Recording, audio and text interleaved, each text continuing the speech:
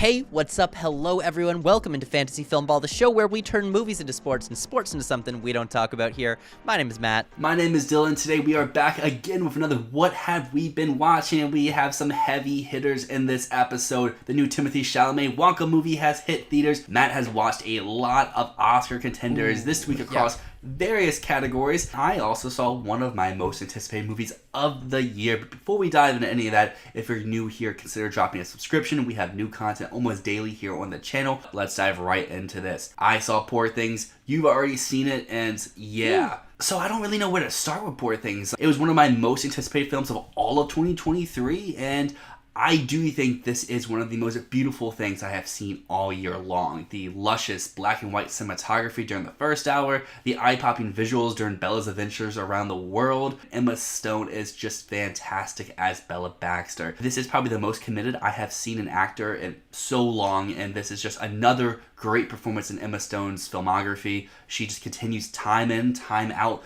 being the best part of whatever she is involved in. The rest of the ensemble all has their moments to shine, highlighted by bitch boy Mark Ruffalo himself, a surprisingly heartfelt performance from Willem Dafoe, and a very grounded role from Rami Youssef, who I was happy to see him be more involved in what the trailers kind of led us to believe. I do think Poor Things does run a little long. There was times like, we're still going, we're not done yet, but the script has a lot to offer, and it has a lot that's trying to communicate, so I am very much anticipating rewatching this almost as soon as maybe even this week, and I can't wait to see how Poor Things grows on me on repeat watches. I gotta say, man, every week you're coming in with the most unhinged character descriptions. Bitch boy Mark Ruffalo. Last week was Joseph, the first World's first cuck. I absolutely love the chaotic energy you bring to character descriptions. I know you preferred Mark Ruffalo, bitch boy Mark Ruffalo. What is it about that performance that kind of pushed it over what Willem Dafoe was doing with his more kind role? Dafoe doesn't get moments to really shine. Like, he's good. He doesn't have like a one scene like, oh yeah, this is his moment to just go off. It doesn't have to be overtly loud, overtly comedic. Just he's kind of just there throughout, which he's doing his job very well. But I think people like Ruffalo, like Rami Youssef, and even Christopher Abbott all have at least one moment where they get to full send it, and it just very much connected with me more. Ruffalo, I do think the first few scenes, he's kind of just whatever. Like, I was like, really, this is the performance? But then once, I would say, Bella takes the lead in their connection, where Bella's the one who holds all the power, and then Ruffalo, lots of furious jumping. That's when I really started to appreciate Ruffalo's performance on another level. Is just because at first he was kind of just like, oh yeah, I just want to jump, and then it goes into a lot more, and you get the good old gift clips and the meme clips, as well as just him being a little baby and whining throughout. Rami Youssef, I also, like I said before, adds a very grounded element, kind of how people have talked about Defoe. I feel that kind of applies to Rami Youssef as well, where he's this warm force throughout who's always there to support, even though stuff never really goes his way. And then Christopher Abbott gets one just truly fantastic moment in this movie. Margaret Qualley also isn't given a lot, but makes the most of what she has. And I really like Catherine Hunter in this as well. I still think that she got snubbed for Tragedy Macbeth, and here again she comes in, maybe on screen for like 5 to 10 minutes, but very much steals your attention when she's on screen. I'm gonna be real. I did not realize that was Catherine Hunter, and now that you say it, I'm like, oh, that is very much her. Wow, goddamn. Okay. Well, I really love Mark Ruffalo in this as well. Having read the book, his character's downfall and just him absolutely losing his mind, I thought was just so well captured. Now, the thing that stood out most to me about the movie was definitely the visuals and the way that this was shot with such stunning, vibrant colors, and the stark, beautiful black and white with the incredibly diverse choice of lenses and different visual formats to shoot on. The thing I love so much about the visual style here is how it kind of emulates old-fashioned British studio films, like the films of Michael Powell and Emmerich Pressburger, incredible directors from the 1940s, 1950s in Britain. They used a lot of painted backdrops to extend their worlds. A lot of filmmakers did that, but none did it like Powell and Pressburger. And what Yorgos is doing here with those very clear, like it's a screen with an image on it, and yet those images are moving. You know, they're using that LED screen that has been so well employed by The Mandalorian, by The Last of Us, so many other series and movies that need to create a fantasy world. But what I really thought was special about this is how it is almost meant to look fake. Like, it's so heightened that it's not meant to make you feel like the world extends, but rather that there's a painted backdrop behind them. I loved that device. I also very, very, very much love the title cards, though, especially the opening and closing credits, of how it was like making like a square around, and then you were just looking at artistic visuals in the middle part. I know originally when we first talked about Poor Things all the way back in like January, we were like, oh, the score, this probably could have like a really interesting score. Where's your ghost? Will he use an original score, or will it be other music? But no, the original score here it just complements this world so well, and it just engrosses you into the feel. There's specific moments where I'm sure without this score, with a different score, don't hit as hard, or you won't connect with as much without. I don't even really know how to describe the score here, because it's so odd, it's so different, but it's also so magnetizing.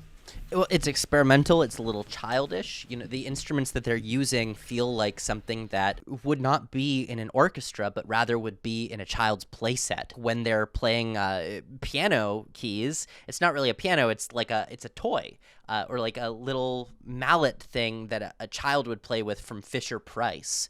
That's kind of the vibe of all of the sounds in this, but then it mixes those sounds in with more lush, full string accompaniments. It's at once childish and unsettling and extremely beautiful, which is how I describe the whole movie. And doing a score like that is a huge swing.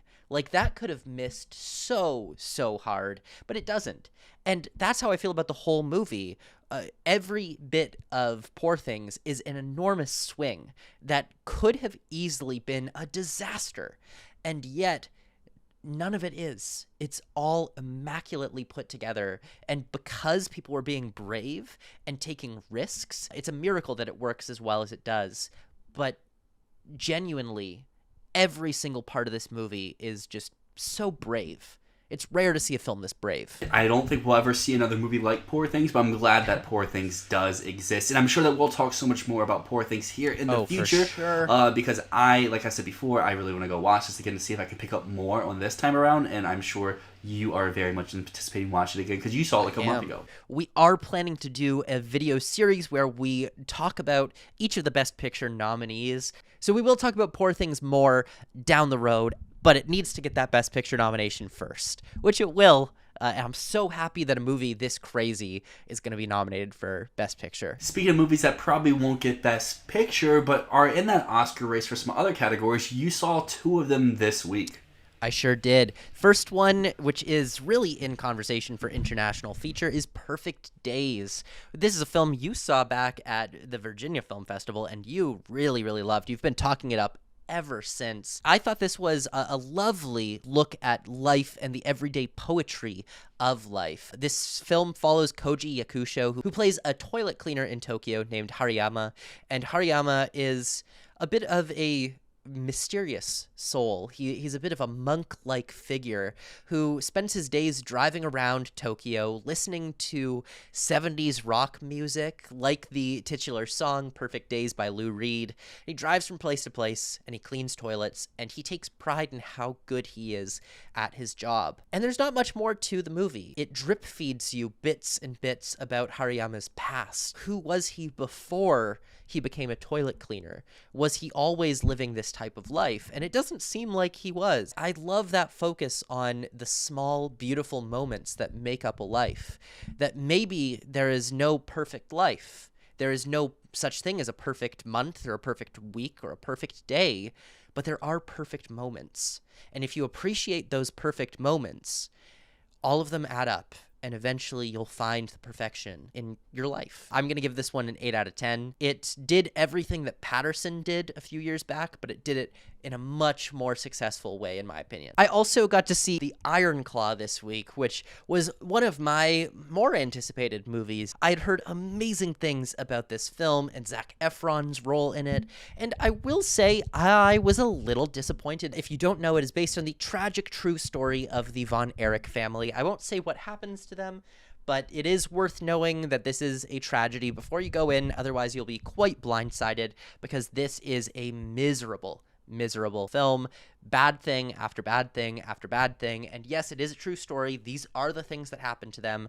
But at times it felt a little bit overly punishing, is what I would say. I didn't see what they were trying to say by adapting this true story beyond, wow, look how sad this is. Isn't this so sad? And it did make people cry in my audience. People were sniffling all around me. And it didn't hit me like that. You know, to me, the emotions felt just about as fake as the wrestling. I don't know. That sounds a little harsh because overall, this movie does a lot of things right. Zac Efron is incredible. It's the best work of his career. It flexes dramatic muscles that I genuinely did not know Zac Efron had. There are some moments that this touches on toxic masculinity and the way that people are forced to repress their emotions to a point where it becomes harmful to them. But it felt a little bit like it was pushing too far into the direction of tragedy porn, where it was just made to make people leave the theater and say, that was the saddest movie I've ever seen. I'm going to recommend it to people and tell them it was really sad.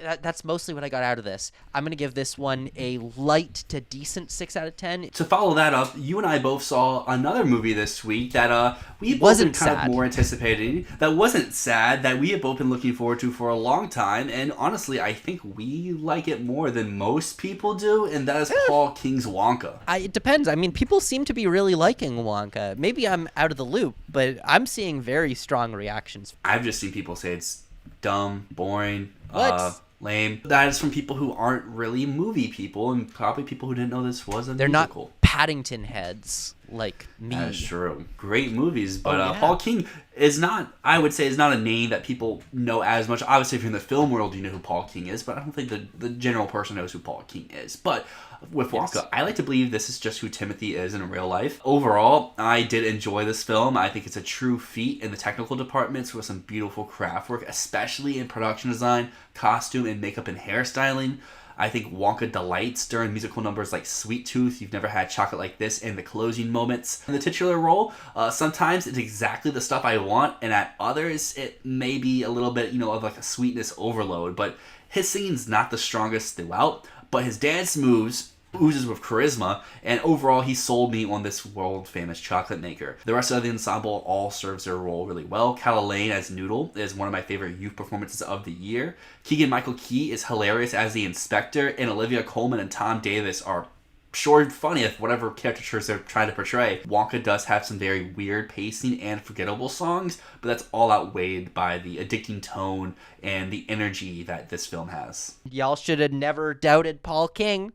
Paul King should not be frickin' doubted. I don't care that y'all didn't like the trailers. Paul King is the real goddamn deal. If you look back, we did a draft early in the year of our 10 most anticipated movies going through the year, and this was on my team. I'm going to say I never doubted Wonka for a second, and I am very happy that this ended up turning out pretty well. It's a lovely film. It's Paddington without Paddington. Paul King is a master of this tone. He's a master of whimsy.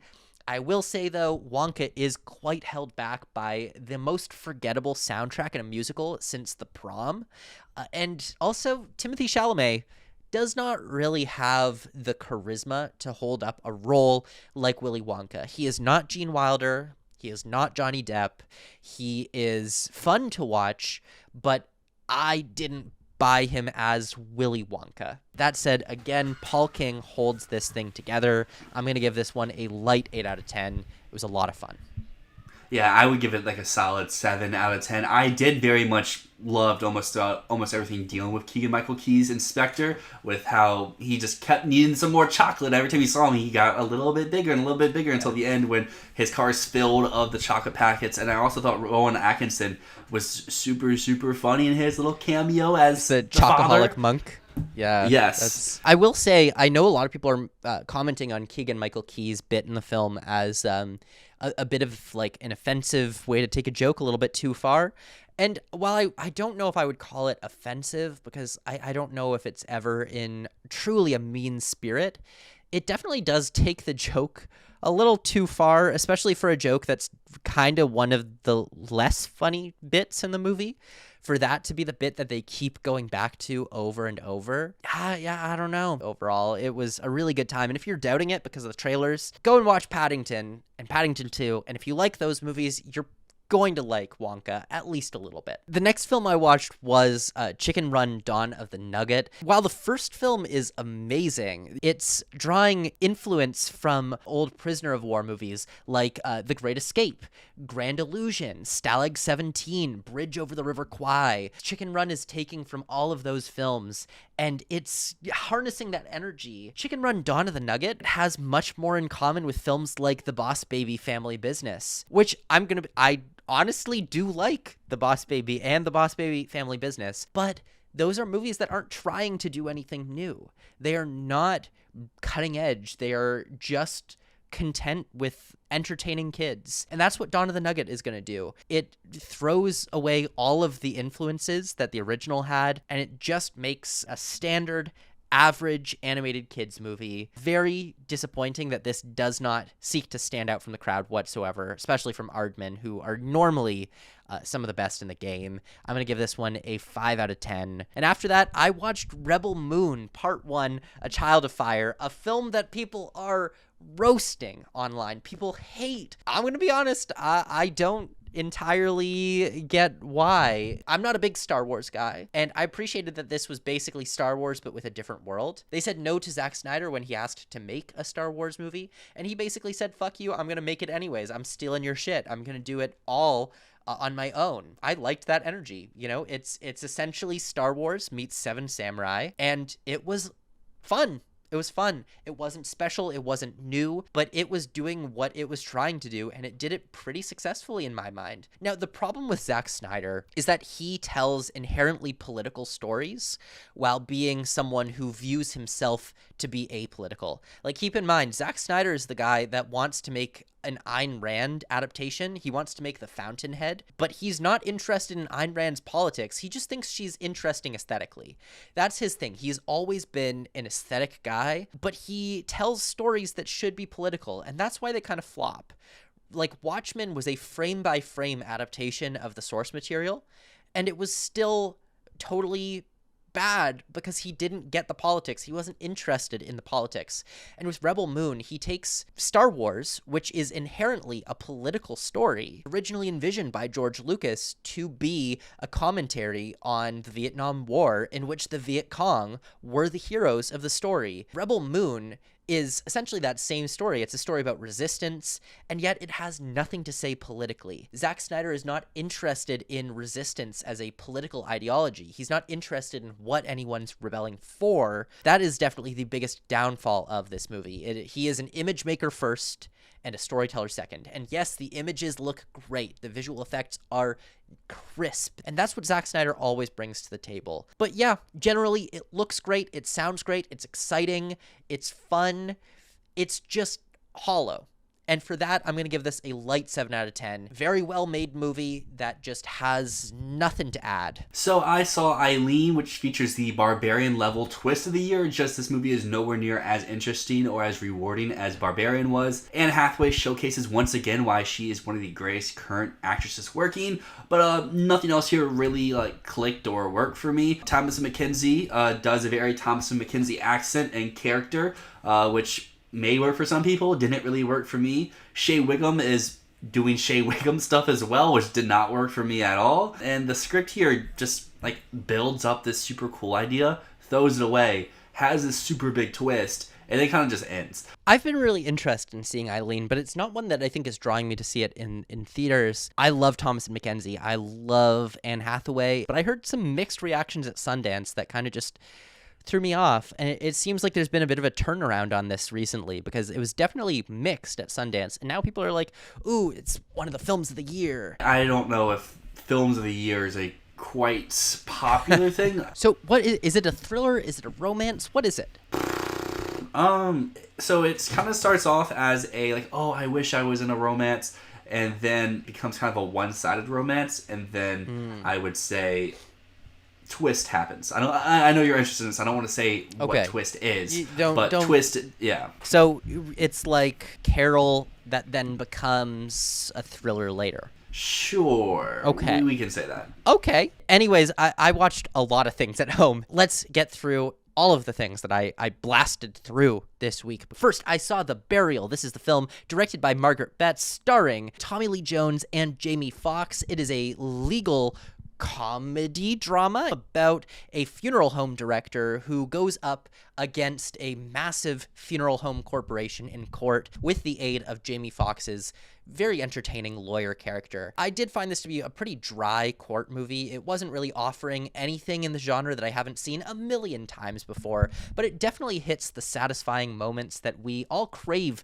from this type of film. There's always that moment very late in the film where they're about to give up on the case, and then there's a new information that comes in, and bam, we're back in the running. We're gonna go right back to this. And no matter how many times I see that moment, it's always so satisfying. And that's how I felt with this movie. It's all very played out. We've seen all of this a million times before, but it still works. For that reason, I'm giving this one a 6 out of 10. Then I watched How to Blow Up a Pipeline. I missed it at TIFF last year, really wanted to see it there. This tells the story of a group of environmental activists who set out to blow up a pipeline. And it kind of turns into a bit of a heist-like movie, kind of following in the formula of Ocean's 11, except instead of robbing a casino for personal gain, it is committing political violence for a cause. I'm not sure how I felt about the message in the end of this film.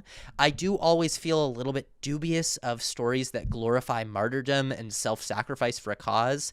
Like, this film essentially ends by saying, hey, y'all should go out into the world and get arrested too. That to me is a little bit troubling, encouraging the most active activists to go and martyr themselves is a little bit self-defeating to a cause. I don't know how I feel about that in the film, but that said, this is a crazy effective thriller that goes from Reservoir Dogs to Ocean's 11 so quick that it's stunning how well it does that. I'm going to give this one a light 7 out of 10, though, just for some of those political ideas that I feel like are a little bit iffy. And then I watched Master Gardener. Paul Schrader is a director that I feel quite mixed on. He knocks it out of the park sometimes, and other times his wild Facebook feed creeps into his films. I remember a few years ago, Paul Schrader posted on Facebook, he really wants to work with Kevin Spacey, and he doesn't get why people won't forgive Kevin Spacey. That